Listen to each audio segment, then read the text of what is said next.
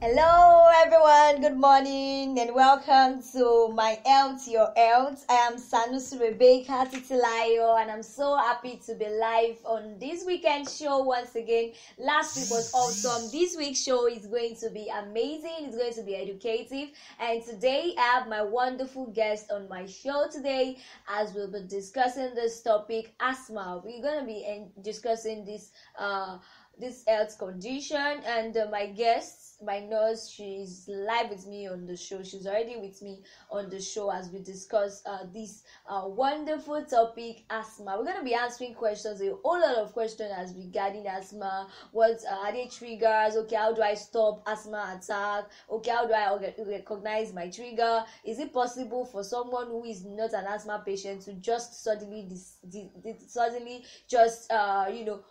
get asthma? Okay, we're going to be answering a whole lot of questions as regarding asthma this morning. Okay, what's up with the inhaler? Is everything about inhaler? Okay, are there side effects with the use of inhaler? So a whole lot of questions on people's heart as regarding this health condition we're gonna be attending to on the show right now. So you are in a good place, you're welcome. I'm so excited and I'm so happy to have you live on my show this morning. If you are joining in through YouTube, thank you so much for joining. Just click on the subscribe link, subscribe to this YouTube channel. This is very, very important. Okay, so I'll take a short break now and I'll be right back. And once I'm back, I'll be back with my guests as we continue this show. Don't go away, please. You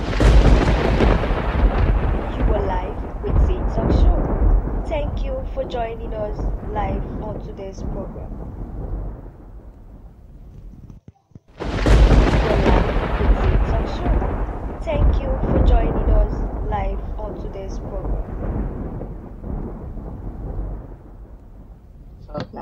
Okay, you're live on TikTok show. I'm Sanusi Rebecca, and I have my beautiful and amazing guest on the show today. She's Nurse Olabidoye Fisayo. She's a big nurse, like she has 6 years experience in the nursing field, and presently she's bagging a nursing degree in OAU, and I'm so excited and privileged to have her on my show this afternoon as we discuss this topic, asthma. So, Nurse Olabidoye, you are welcome to the show, ma. Good afternoon, and I'm happy to be here live on the show. Yeah. And my name is Nurse Olabidoye, not Oladidoye. Oh, Olabidoye. Oh, I'm so sorry about the mix-up. I'm so sorry about that. Okay, all right. It's fine, okay. No problem. All right. Good morning. I'm so happy to have you on the show. Okay, so let's talk about the topic, asthma. What exactly is asthma? Because most times we only see the reaction of people. People are putting something in their mouth and all. But then, what exactly is asthma? Is it only because most of what we see most times is just the action, what happened, the attack, but we really don't know what exactly is asthma in itself. What's asthma? Okay, thank you so much. Let me start with this. Asthma is a condition. Okay. Yes, it's a condition and it's a life-threatening condition. I don't mean to scare you, but I just want you to know the basic benefit. So it's a condition that affects the airway. Yes. So the airway tends to become swollen. Yes, It tends to become swollen, and there are some secretions on the airway that makes breathing very difficult. And this doesn't occur on its own. Yes. It occurs when the body tends to react to some substances. Do you understand? Okay. And these substances are known as triggers. It's not everybody that actually reacts to these substances. We have some people do, some people doesn't. You understand? Okay. So they don't react to this signal. So the body sees these substances as triggers and as substances that can affect the body. Do you get it? So with this, they react and tends to produce substances to fight it, chemicals and secretions, and in the process, it makes the airway to become swollen, and the chemicals and secretions that are produced during this process actually makes the airway to be tight and makes breathing difficult, and other signs and symptoms of asthma follows, like coughing and the rest. Wow. You understand? Yes, I really understand. Wow. Okay, so you talked about triggers. What exactly triggers them? Do you think food is also a trigger? Like food? Can we take a food that can trigger? Yes. Okay, please, I need you to explain that, ma. Ma? I need you to explain that, ma. The triggers. Food. Yes, can Okay, food food trigger? being a trigger. Yes. Okay, yes. Food is also part of it. But most of the time, people that have food as a trigger have other things as their triggers. Okay. It's not only food that they react to; they would have reacted to some other things too. And we notice that over the time, we have some people reacting to fish. We have some people reacting to seafood. Yes, they react to soya milk, soya beans, or whatsoever. Okay. So we have some people that react to food. They will tell you that, okay, once I take soya beans or once I take this particular type of food, I start to have some particular signs and symptoms, some reactions in my body. Do you understand? So food is actually part of the triggers. Okay. Apart from food, there are other things that can trigger, and also apart from that, are there environmental factors? Like, are there factors in the environment that can trigger it? Apart from food, are there substances that can trigger it? And are there environmental factors around, things happening around that can trigger asthma? Yes, and it's not even you creating the smoke. Okay. We have, can you hear me? Yes, we can. Okay. So it's not only you creating the smoke. We have something called passive smokers.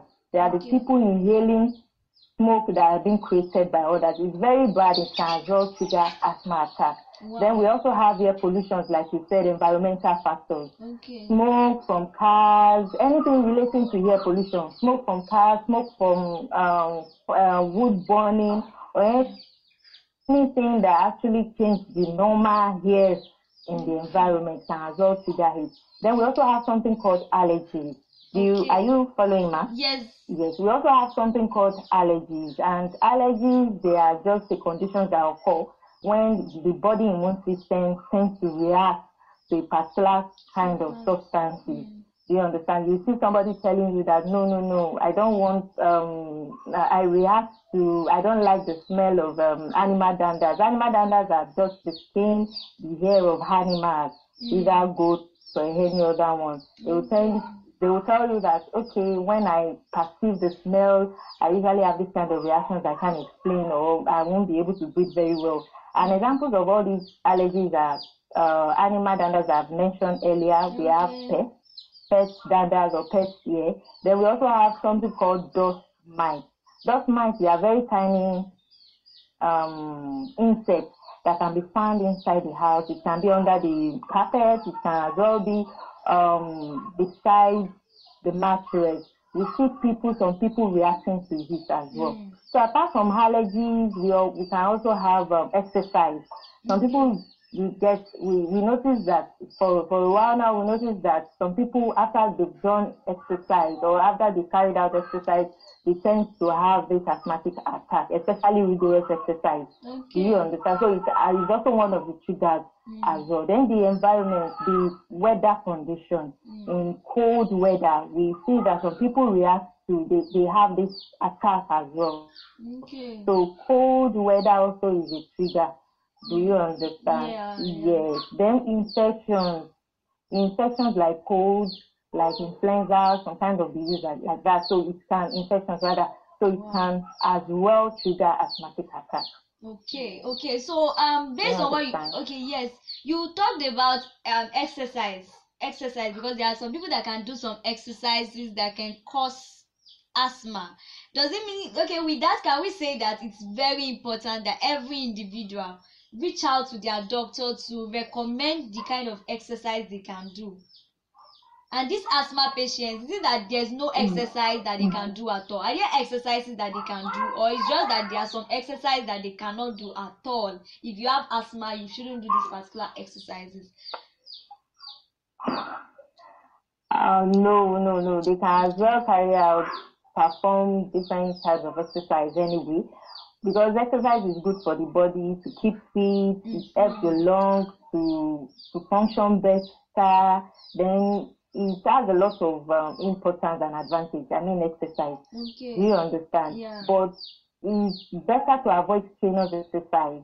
Yes, exercise that it will stress you to the extent of making you to trigger attack. It is quite important that is avoided. Okay. So you can carry out normal exercise like jogging, strolling in the evening, strolling, swimming. They are very good exercise for asthma patients. But carrying out exercise like distance running or soccer, it is very, very stressful. Yeah. You understand? It will be very, very stressful for asthmatic patients. Because, for example, distance running, you know that we've even observed it for a while, that when you carry out short distance running, at the end, you will see people gasping. I mean, breathing faster to get more energy. And the problem with this asthma is inability of oxygen to enter into the lungs. Do you understand? So for somebody that's on a normal level that doesn't even have asthma, can breathe faster, do you understand? Even after exercise, how much more a patient with asthma, do you understand? So that's why we usually encourage them not to, go in for strenuous exercise like that, that will cause you to ask for more oxygen. Do you get it? So that's why. So it's not that they cannot do exercise. Okay. Do you get it? But we have exercise that is okay for them. Okay. All right. Thank you so much. Okay, my next question is this: is it possible for someone who is not an asthma patient at all to suddenly develop asthma? Is it possible? And can asthma is asthma genetic? Like, is it a genetic kind of condition? Can asthma be genetic? And is it possible for someone who don't have asthma at all to just develop asthma? Someone who is not an asthma patient, is it possible for that to happen? Yes. Yes, ma'am. Number one, I will answer your first question, which is it genetic? Yes, asthma is genetic. We've noticed, because we cannot pinpoint an exact cause of asthma. Do you understand? But there are varieties of genetics. The researchers actually believe that either genetic or environmental, and genetic in the sense that it can be hereditary. For example, if the father has asthma, the children, there is more tendency for the children, do you understand, to have asthma. Okay. Do you get it? Then it's also genetics in the makeup of the body.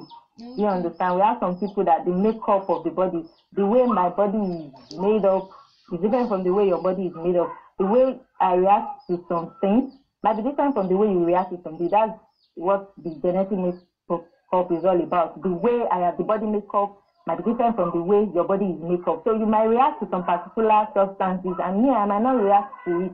Do you understand? For example, there are some people that they will use a cream and it will actually cause bleaching.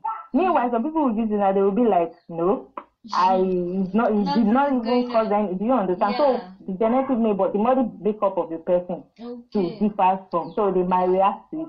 Then secondly, can somebody that doesn't have asthma at all suddenly develop it? Yes, they can develop it. Wow. Yes, they can develop it. Like I said earlier, it might be due to environmental factors. You know, I mentioned some triggers the other time. Yes. So it can as well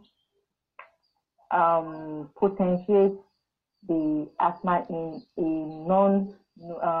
a non-asthmatic patient. Oh, so wow. So how